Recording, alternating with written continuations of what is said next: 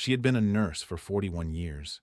She had read the journals, studied the charts, and sat across from hundreds of confused and exhausted patients and explained to them, with calm, practiced certainty, what was happening to their bodies. She knew the difference between ordinary fatigue and something worth worrying about. She had always believed that if anything came for her, she would recognize it. By 69, she wasn't sure anymore. The fog had been settling in for 18 months. Not forgetfulness. She still remembered names, appointments, conversations. It was something harder to name than that. A thickness, a slowness in her thinking, like a process that used to take 1 second was now taking 3. By 2 in the afternoon, her concentration was simply gone, and the energy she had carried through 4 decades of 12-hour shifts had quietly stopped showing up. Her doctor ordered the usual tests. Nothing alarming came back. Normal for your age, she was told. You're not a young woman anymore. Dorothy had said those exact words to patients herself. She had believed them at the time. She didn't now. What no one had told her, what 41 years of nursing had never covered, was that her memory and her energy were not being controlled by her brain. Not primarily, they were being controlled by her gut. And in her gut, over the previous 2 years, something had gone quietly, measurably wrong. In this video, I'm going to show you exactly how your gut bacteria control your cognitive function and your energy. Not as a vague concept, but as a precise biological mechanism that researchers now understand in remarkable detail. And I'm going to show you what is dismantling that system in millions of people over 65 without any of them knowing it's happening. At around the 9-minute mark, I need to tell you about a specific medication, one of the most commonly prescribed drugs in the world, taken by tens of millions of people every day for heartburn. That research has now clearly linked to significant damage to the gut bacteria that protect your brain. Most people taking it tonight have never heard this connection exists. I've spent more than 3 decades in geriatric medicine. The science connecting the gut to the brain has been building for over a decade. What's new is how precisely we can now trace the mechanism, and how directly it connects to the symptoms that are too often dismissed as simply getting older. But before I explain what's happening, I need to tell you something about where your brain actually gets its instructions, because the answer is not where most people expect. There are roughly 38 trillion bacteria living in your gut.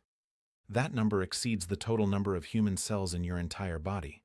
And for most of the 20th century, medicine treated them as passengers, necessary for digestion, mostly irrelevant to anything else. That understanding has been completely overturned. Your gut bacteria are not passengers. They are infrastructure. Think of them as running a power grid, a vast, intricate network of chemical signals that reaches from your gut to your brain through 3 distinct pathways. The vagus nerve, which carries direct communication between your gut and your brain stem. The immune system, through which gut bacteria regulate inflammation across the entire body. And the neurotransmitter pathway, because the majority of your body's serotonin, along with significant amounts of dopamine and other brain chemicals, is produced in the gut, with bacteria playing a direct role in how much gets made and how much reaches the brain. When that grid is healthy and diverse, the power flows. Your brain receives the signals that reduce inflammation, stabilize mood, sustain focus, and support the memory consolidation that happens while you sleep. When that grid begins to fail, when diversity drops, and the healthy species are replaced by inflammatory ones, the brain doesn't shut down all at once. It flickers, slowly, in exactly the ways Dorothy was experiencing. Here is what happens after 65. Something called dysbiosis, a disruption in the balance of gut bacteria, becomes increasingly common with age. The diverse ecosystem that characterizes a healthy microbiome begins to narrow. Beneficial species, particularly those in the lactobacillus and bifidobacterium families, decline. Species associated with inflammation increase their share of the population. These beneficial bacteria are the primary producers of compounds called short-chain fatty acids, particularly one called butyrate. Butyrate is not a supplement. It is a molecule your own gut bacteria manufacture from the dietary fiber you eat, and it does things that no medication currently replicates. It feeds and strengthens the cells lining your intestinal wall. It crosses the blood-brain barrier and directly reduces neuroinflammation. It supports the brain's own immune cells in ways that protect the neurons responsible for memory and learning. When butyrate production drops, which it does measurably as gut diversity declines, the effects are not immediately obvious. They look, for a long time, exactly like getting older. Now let me tell you about the second part of this mechanism, the one that surprises most people. The intestinal wall is not just a passive tube. It is a tightly regulated barrier, designed to let nutrients through and keep everything else out. In a healthy gut, that barrier holds firm. In an aging gut with reduced bacterial diversity, it becomes more permeable. Researchers call this intestinal hyperpermeability. You may have heard it called leaky gut, a term that sounds informal but describes a measurable, documented biological state. When that barrier loosens, bacterial toxins called lipopolysaccharides, LPS, begin leaking through the gut wall and into the bloodstream. They don't announce themselves. There is no pain, no obvious signal, but your immune system detects them. It responds by sending inflammatory signals throughout the body, including into the brain. The brain's resident immune cells, called microglia, respond to those signals by activating. In the short term, during an infection, for example, this is exactly what you want. But when LPS is leaking through a permeable gut lining day after day, those microglia stay activated, chronically. And chronically activated microglia damage the synaptic connections between neurons that underlie memory. They disrupt the production of the brain chemicals that govern energy and mood. They create a state of persistent neuroinflammation that presents, from the outside, as brain fog, fatigue, cognitive slowing, and low mood. Researchers have named the overarching process inflammaging, chronic, low-grade systemic inflammation driven in large part by gut bacteria changes, which accelerates cognitive aging and underlies many of the conditions that medicine currently attributes to growing older. Have you ever noticed that your worst brain fog days often follow a difficult digestive day? That is not a coincidence, and it is not in your head. Now I want to tell you what was happening in Dorothy's gut, because the reason her microbiome was in the state it was in had almost nothing to do with her diet. Dorothy ate reasonably well. Whole grains, vegetables, lean protein. What she had never accounted for, what nobody had told her, was what was sitting in her medicine cabinet. Dorothy had been taking omeprazole for 2 years, Prilosec, a proton pump inhibitor prescribed for acid reflux that had begun in her late 60s. She took it every morning as directed, without a second thought. She had also completed 2 courses of antibiotics in the past year, one for a urinary tract infection, one for a sinus infection. Both necessary, both unremarkable at the time. What nobody explained to her was this: the combination of long-term PPI and 2 antibiotic courses had quietly, systematically reduced her gut microbiome diversity to a fraction of what it had once been. The antibiotics had cleared the infections. They had also wiped out broad bacterial populations that, in her 69-year-old gut, had not fully recovered. And the PPI she took every morning had done something that surprised even her when she learned it. It had altered the stomach acid environment in a way that prevented many of those populations from returning. Because stomach acid is not just there to cause heartburn, it is a critical regulator of which bacteria can survive the journey into the gut. Suppress acid long-term, and you fundamentally change the downstream microbial ecosystem. Her butyrate-producing bacteria were nearly gone. Her intestinal wall had become more permeable. Lipopolysaccharides were entering her bloodstream. Her microglia were firing continuously. And every afternoon, when the inflammatory burden peaked, her thinking clouded and her energy vanished. She was not developing dementia. She was not aging unusually fast. She was inflamed. And the inflammation had a source, an identifiable, addressable source, that had simply never been looked for.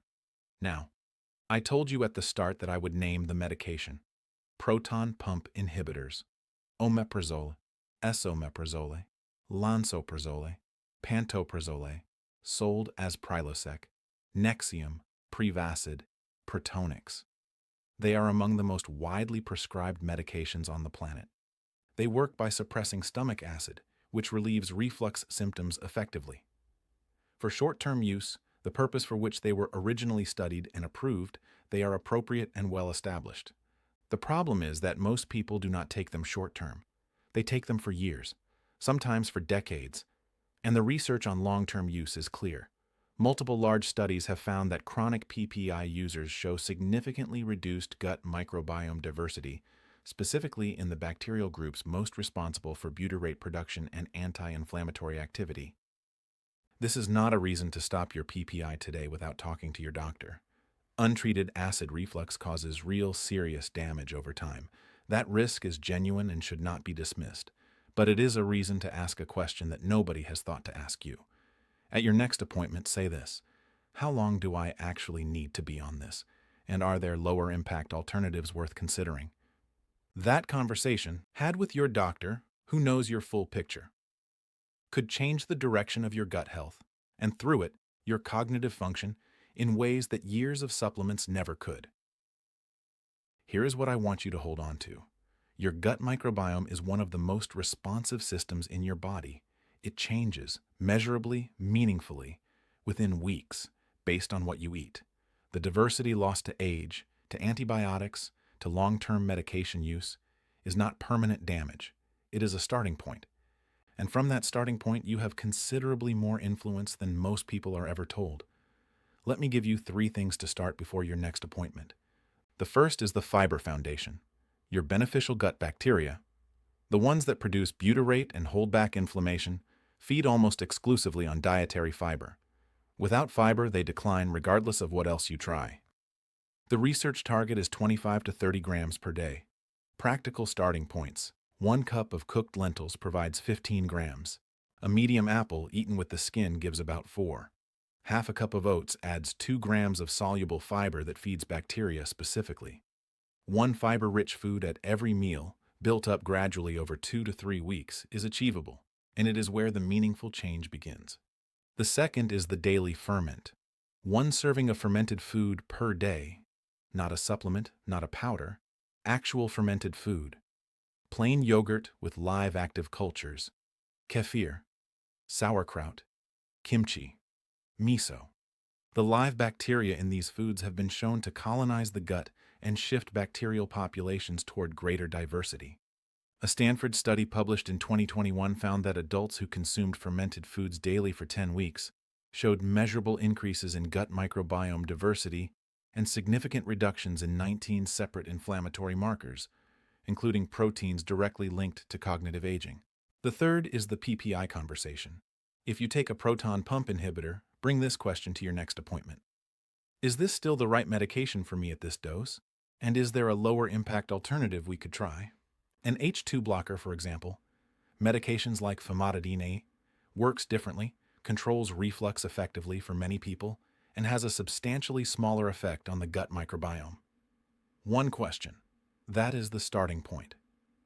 Go back to where we began. Dorothy spent 41 years understanding other people's health with skill and genuine care. And she spent 2 years not understanding what was happening to her own, because the connection between her heartburn medication, her gut bacteria, and her afternoon brain fog had never been explained to her.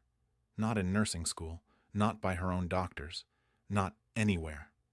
She knows it now, and the changes she made over the 6 months that followed, not drastic, not expensive, not dramatic, gave her back the clarity of mind she had quietly begun to believe was simply gone. If you came to this video feeling slower than you used to be, less sharp, less energized, less like yourself, what Dorothy experienced is not rare, and what helped her is not out of reach. If someone you love is living with brain fog, unexplained fatigue, or the flat, low-energy days that get dismissed as just getting older, share this video with them. Give them the mechanism. Because when you understand what is driving something, you stop accepting it as permanent. Before you close this video, here is a 7-day challenge. For the next 7 days, eat 1 serving of fermented food every day. 1 serving, whatever you will actually eat. Pay attention to 2 things: how you feel when you wake up each morning and how clear your thinking is after lunch, when most people experience their worst mental fog. Write down what you notice, even 2 words a day. Because next week I'm going to share what researchers found when they tracked gut bacteria changes in adults over 65 after just 1 week of consistent fermented food intake. The shifts they measured in that short a time surprised the scientists who conducted the study. Come back and tell me what you noticed too. One important note before you go. Everything in this video is for educational purposes only and is not a substitute for your personal physician's guidance. If you take a proton pump inhibitor or any other medication mentioned here, please do not stop or adjust it without speaking to your doctor first. The goal of this video is to give you better questions, not to replace the person who knows your full health history. Bring these questions to your next appointment. That is exactly what that appointment is for.